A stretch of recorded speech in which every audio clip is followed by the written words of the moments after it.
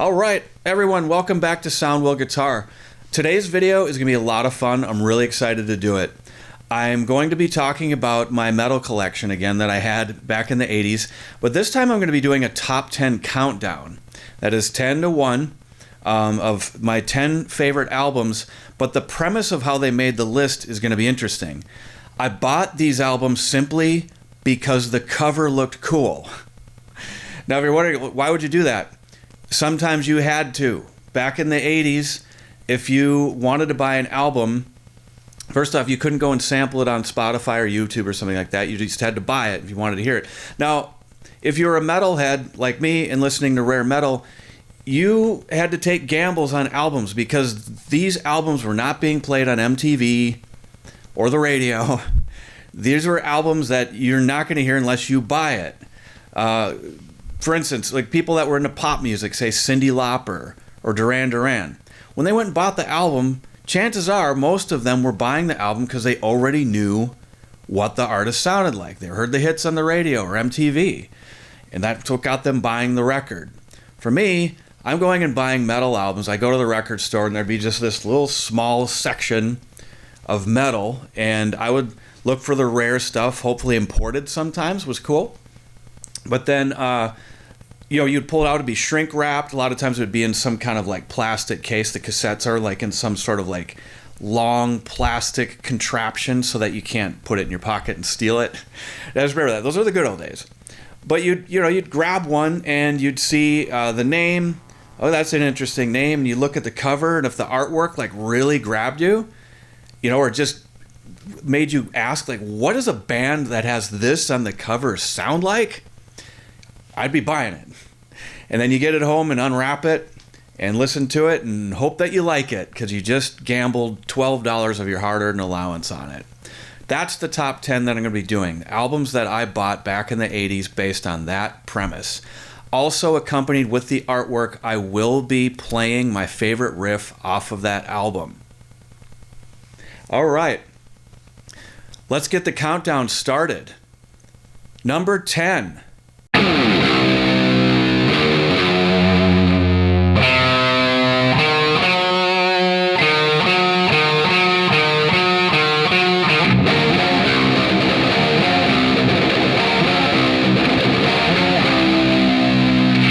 All right, that was the band Voivod and their album Roar, or I don't know if you look at the album, maybe it's pronounced Roar. And that riff I was playing was Ungol the Exterminator. Sorry, I had to get my notes out here. The artwork for that album was done by the drummer, who goes by the name of Away. I think that's interesting. The artwork for Voivod albums is always interesting. I believe he's done them all. Now, this album didn't really grab me at first. To be quite honest, I became a huge Voivod fan later when Dimension Hetros came out, and especially like Nothing Face. And I saw these guys in Minnesota at the historic First Ave way back in the 90s. It was such a great show. All right, let's continue the countdown. Number 9.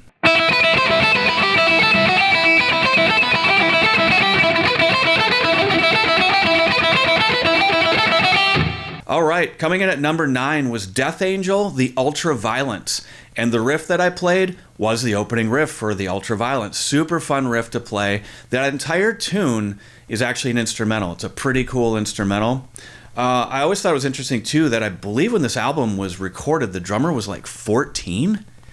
I certainly couldn't play music on that level when I was 14, so that was pretty impressive. But came out in April of 1987. And the artist's name is Sam Hoffner. I apologize if I get the pronunciation of any of these wrong, but I do want to give a shout out to all these artists since I am showcasing their artwork, and it was their artwork that inspired me to buy these albums in the first place and ultimately really made my childhood the magic that it was, at least when it came to music. All right, coming in at number 8.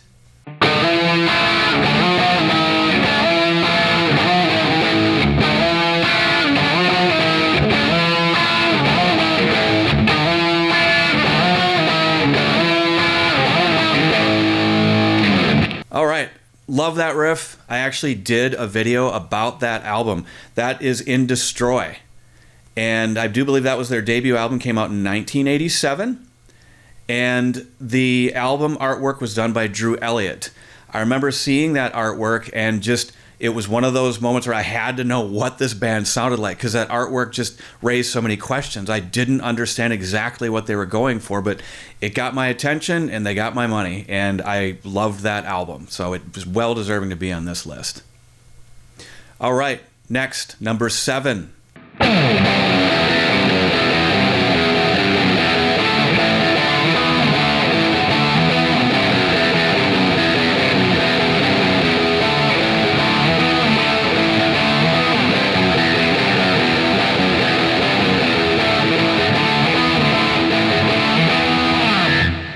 All right, that was Cirith Ungol and the album King of the Dead. Now that artwork was so cool. It was a total like Dungeons and Dragons kind of thing. I believe the name of the band is like a Lord of the Rings reference. I thought, I've got to hear these guys and what they sound like. All right, the artwork was done by Michael Whalen. The album came out in July of 1984. Now, the album's really cool. In fact, the guitarist actually plays the entire Bach toccata and fugue on the album, which was a pretty ambitious effort. The riff I was playing was the opening riff for the album, the song called Atom Smasher. That has always been one of my all-time favorite metal riffs. It's like borderline just like super cool, but a little cheesy, kind of like what you would have expected from a band with that name and the cover art. All right, number 6.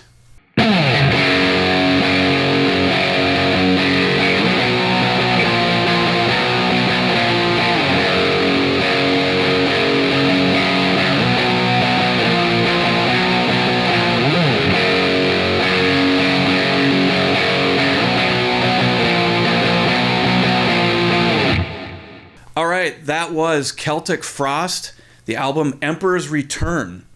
The artwork was done by Phil Laverne. It was interesting. It's almost like an oil painting, but lots of questions there too, where you've got the big like snake dude. I don't know. That one was one of those albums, again, where I saw it and I'm like, I have to find out what this band sounds like. This is such intense artwork. And didn't know what they were going for. And it turned out it was an imported album, that these guys were from overseas. I think they were from like Norway. It was just a 3-piece. Celtic Frost quickly became one of my favorite bands. Now, also the riff I was playing, that was from the song Dethroned Emperor.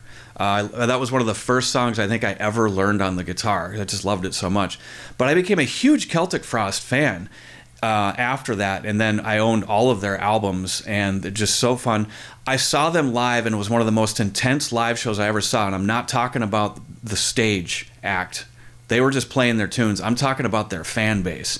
It was the craziest show I'd ever seen. This was back in the 80s, where there wasn't a whole lot of regulation or security at shows, and the pit, just anything goes. Sorry about all the pops. I should have had a pee damper on here. Anyway, I am not exaggerating. There were like at the time there were a lot of like skinheads, and there were like rival gangs of them, different factions of them, and they were not kind to each other. And I seem to remember they were in the pit, and there were some of them that brought knives into the pit. And it was the first show ever that I just didn't get into the pit. And half the reason why I went to shows was to be in the pit. I did not get in this pit. Also, there was a woman.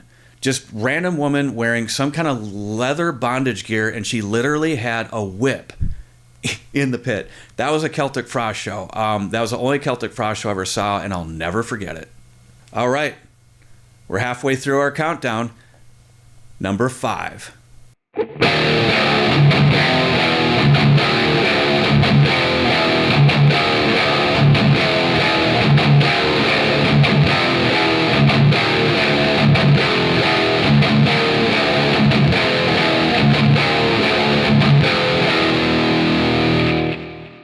All right, that was S.O.D, short for Stormtroopers of Death.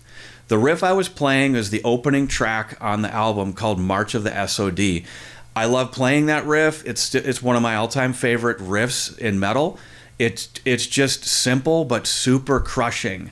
When I bought that album, got it home and put it in, I instantly loved it in the first like 30 seconds.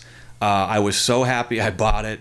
And I hadn't even heard the vocalist yet. Just that riff completely won me over with this band. The artwork was done by Charlie Benente. I think I got there. Again, some of these names, if you're watching, sorry about that. You can always put it in the comments how to pronounce it. But yeah, again, wanted to make sure I give a shout out to people that did this artwork. I believe it was the drummer this time again. This album also came out August 30th, 1985. That's kind of cool because August 30th is my birthday. So maybe there's a little coincidence there. I don't know. So also the cool thing about this cover art, I thought it was so cool. I had it patched on the back of my leather jacket when I was a teenager. And the kind of thing we did in the 80s. You might have, if you've watched Stranger Things, remember how they referenced that or brought it back where Eddie Munson had the patch on the back of his jacket. Mine was the S.O.D. Speak English or Die album cover.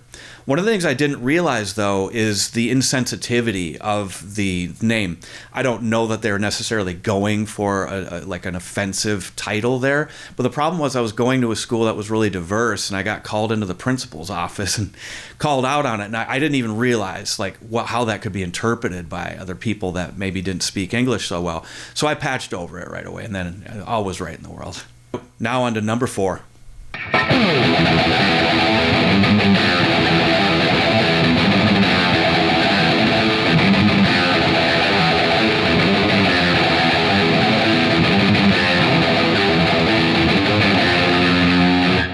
All right, that was Possessed, Eyes of Horror. The artwork was done by Kent Matthew, and I remember that artwork grabbing my attention right away, as it had the skull with the ghoul coming out. That was pretty intense. I had to know what they sounded like, and I was not disappointed. Just overall, like their sound and their singer's voice. I had not heard somebody put that kind of power into their voice like that. And I understand, I think they're still going, and I'm wondering if it's still the same singer. I would love to ask him, how do you keep that up over decades with your voice like that without blowing it out? Good for him if he is the original singer. Another interesting thing about this album is when I was researching it, I found out it was produced by Joe Satriani. That's surprising. This is so different than Joe Satriani, like with the stuff he puts out, Surfing with the Alien and Flying in a Blue Dream. But then when I listened to it again, I did notice that some of the guitar players' chops sounded very much like Joe Satriani's style. I didn't check to see if he did any performing on it. I think it was the guitarist for Possessed playing, but it just sounded like something Joe Satriani would do, especially if he was on a metal album. So check it out. That's what Joe Satriani... Sorry, that was my cat. Knocked something over. Anyway, check out that album, and you can kind of say, like, listen to the guitar work. I guess you could say this is what Joe Satriani would sound if he was on, like, a thrash death metal kind of album. All right, number 3.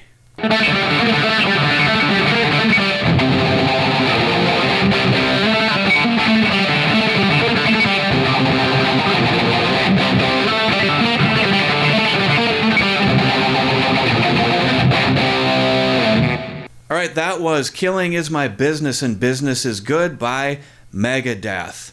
Okay, that one out of all of these on here probably would be considered the most, not mainstream, but not rare. However, believe it or not, when I bought that, this was an unknown band, at least in my neck of the woods. I remember seeing it, and I was only on Metallica's second album. Didn't know there was any connection whatsoever. I had Ride the Lightning and Kill 'Em All. I don't think Master of Puppets had come out yet. Let me think. When I got it. Yes, actually, I think I had just gotten it. That's right, but I didn't know the connection yet. And again, it was the 80s, so there wasn't a whole lot of spread of information about like what musicians were doing, what their background was and that. But I was in this record store, and I saw it on cassette, and it grabbed me right away because the artwork looked so much like a cheesy B horror movie, which when I wasn't listening to metal, I was usually going to like Mr. Movies and renting VHS tapes for the same reason. In the horror section, the cover looked crazy. And like, I've got to get this home and see what this movie is about. And the cover for Killing Is My Business and Business Is Good looked exactly like one of those movies, and I was all about it. I tried to find the artist, get the credit on it, but all I could find is just Combat Records. Okay, I'll be talking about this one a little bit longer than the rest, not just because it's Megadeth, and it's probably the biggest band on my list here, But it was interesting that I guess they went back and didn't like the cover. Now, the cover has their mascot on it, Rattlehead. And that was the riff, actually, that I was playing with the artwork there. This came out in June of 1985. And they didn't like the artwork, I guess. And so if you look it up now, you're going to see now a painting, a drawing, where the artwork you just saw wasn't a drawing at all. It was just some little staged kind of tableau thing. Again, and with the lighting and everything, it made it look really cheesy and just like B-movie-ish kind of. But they went and swapped it out for this new artwork. And I personally, it's not an improvement for me. I wish they just kind of went with the original one, because it's like a snapshot of what they were at the time. And it's got a lot of character, actually, the fact that they did the album like that. And I wonder, too, when you become as big as Megadeth, why do you backtrack and change things? Just leave it, like, obviously, you played your cards right. You're Megadeth. You made it. All right, let's move on. We're getting to the last two here. Ready? Number 2.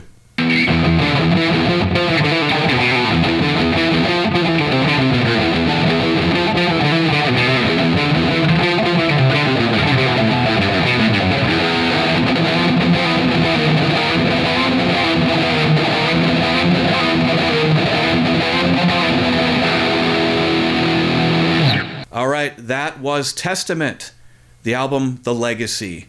And the riff I was playing, that is the opening riff for the opening track, Over the Wall. Trying to play that guy's guitar work can be a bit of a challenge. That guy was no slouch.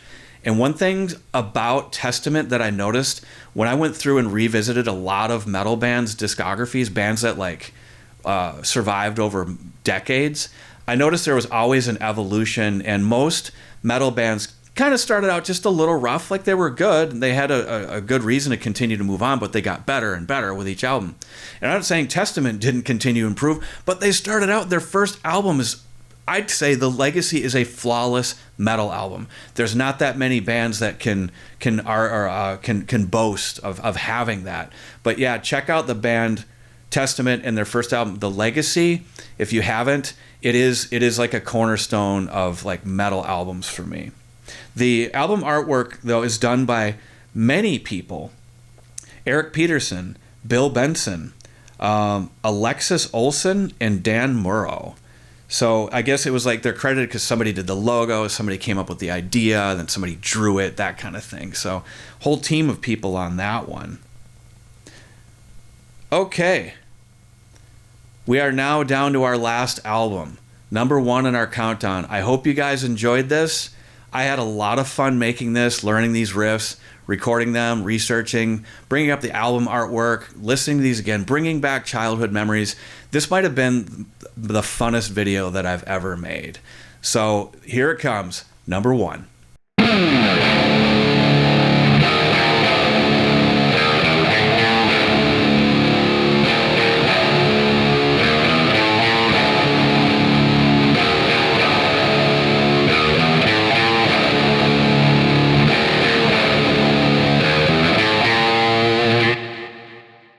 All right, that was Death, the band Death. I love the name. Just let's get to the point, huh? We're a death metal band. Anybody else called Death yet? All right, that's our name. I love the logo. When I saw that in the store, again, I never heard any of these bands or their records until I had to buy them, and I'm just judging them on the cover.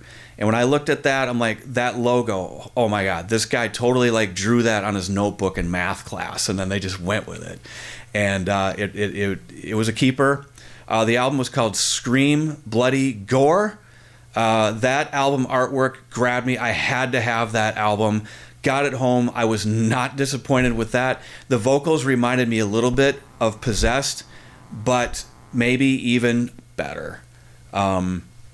And then that's a hard band to beat too, as far as like that vocal sound. But the singer, rest in peace, had this amazing tone, and it just fits so well with that sound, those heavy riffs and the blast beats.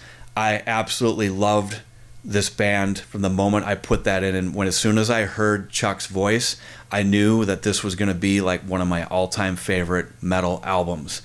And the riff I was playing was called Baptized in Blood.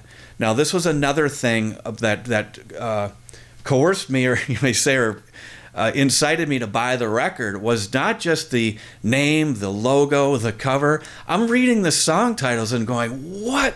Baptized in Blood? And there was another one called Regurgitated Guts. Like, okay, these guys are pulling out all the stops when it comes to this kind of thing. The artwork, big shout out to Edward Repka. I remember recreating this album artwork.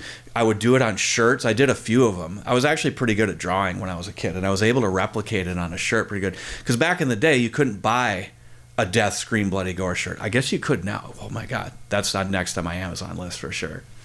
Okay, so this came out in May 1987, and interestingly enough, like earlier I mentioned Celtic Frost. You know, I was already familiar with the term death metal when I was listening to Celtic Frost. That, yeah, they're death metal, and usually you think, well, death metal tends to be these bands that come from like the Netherlands and that sort of thing, Scandinavian people.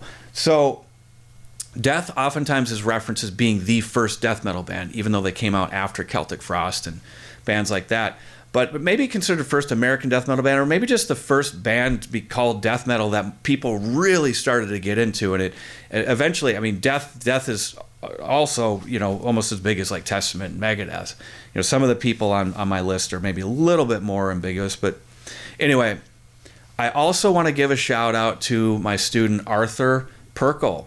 Arthur Perkle was very familiar with my story about having had this really awesome collection of metal bands back in the day. Now, I don't have that collection anymore, and I'm going to be doing a video soon about what happened to it. It's quite an interesting story, and it absolutely was a pivotal moment in my childhood, so stay tuned for that. But why the shout out to Arthur Perkle? Arthur Perkle reunited me with my beloved Scream Bloody Gore album for Christmas one year, and he just said, Brandon, I just want to give you something back to you that you lost in your childhood. So thanks a lot, Arthur. You're awesome. I hope you're doing well, buddy, and thanks for the record. I will treasure this till the day I die. I hope everybody enjoyed this video as much as I enjoyed making it. We'll catch you on the next one.